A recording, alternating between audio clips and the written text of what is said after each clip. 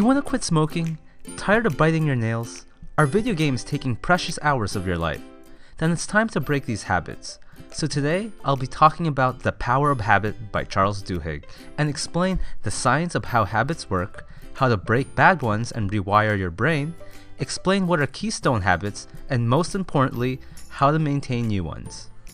But first, why do we even have habits? Well, habits allow our brains to become more efficient.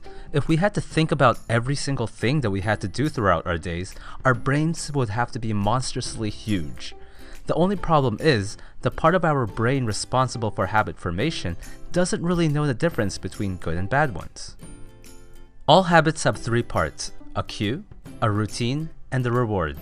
A cue is anything that can trigger a routine. So for example, you might drink alcohol every time you're at a bar or when certain friends are around. Or perhaps you might eat fast food every time you're stressed. The reward is the positive reinforcement, or that spike of dopamine that we all love. For alcohol, it could be that extra confidence or how it drowns your sorrows. For fast food, it could be the delicious taste. What's interesting is that at first, the brain experiences the spike of dopamine only once you get your reward. But over time, once the habit is formed, you experience the dopamine spike during the cue. This is why we get cravings which can be difficult to ignore. In fact, trying to resist these cravings will just deplete your willpower. So how do you break a bad habit? Well, according to the golden rule of habit change, you can't extinguish a bad habit, you can only change it. First, you need to figure out and become aware of the cues and rewards. One way to do this is by tracking your habits. For example, keep a journal and write down everything you eat. Record the time and describe the situation until you find a pattern. Once you figure them out, then you're halfway there. Next, find and substitute the routine part with something better. For example, I was very addicted to video games and could spend a whole day just playing one. My cues were my computer and boredom, and for me, the rewards were the feeling of progression, like seeing my character, or whatever, level up and gain experience.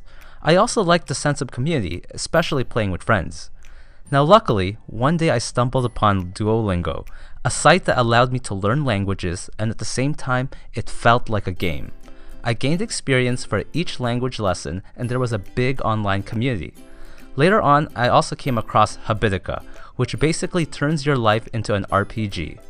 Every good habit I do, like reading, working out, watching educational videos like this, complimenting the girlfriend, and all that good stuff, I gain EXP. And every bad habit, like eating junk food, I lose HP. And again, there was a big online community. You could say it turned my life into an addictive but very productive video game. Next, Charles says it's important that we try to focus on developing keystone habits, which are habits that have the power to change other habits.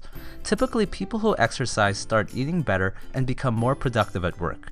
They smoke less and show more patience with colleagues and family. They use their credit cards less frequently and say they feel less stressed. There's just something about the habit of exercise that spills over. Now, many people can get inspired to start a new diet or a new workout routine, perhaps even see progress. But then when things become stressful, they return back to their old ways. So how do you maintain a new habit? First, you should visualize or write down your future goals and the reward the habit provides. Like for me, I make my subscribers goal for the week public for everyone to see. Next, you should also write down predictions of future potential problems that will tempt you to give up, and then write solutions on what you'll do to overcome it. In Starbucks, they use the latte method when there's an angry customer. They listen to the customer, acknowledge the complaint, take action to solve it, thank them, and then explain why the problem happened. Starbucks, among many companies, train their employees to prepare for the worst. But sometimes, even having well-trained habits and preparing for the worst is not enough. You also need to believe. Tony Dungy, a Hall of Fame NFL coach, changed sports with his habit-forming methods.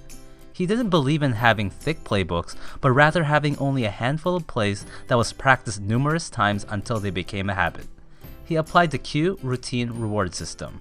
He wanted to remove the decision-making process, giving his team those extra seconds and giving them a big advantage.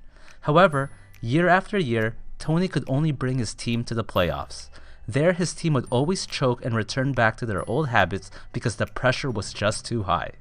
It wasn't until his son tragically committed suicide that sparked his team the next season to come together, to believe in themselves and one another, that they finally won the Super Bowl.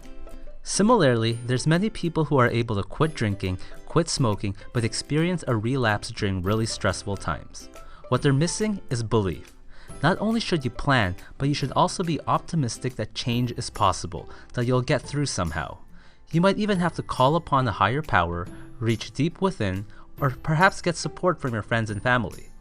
Now, some habits will take longer than others to form, so stay consistent. But one thing is for sure, the more you believe, the faster you'll be able to form that habit. And remember, there's no magic pill for success. So start today, be patient, and enjoy every small win.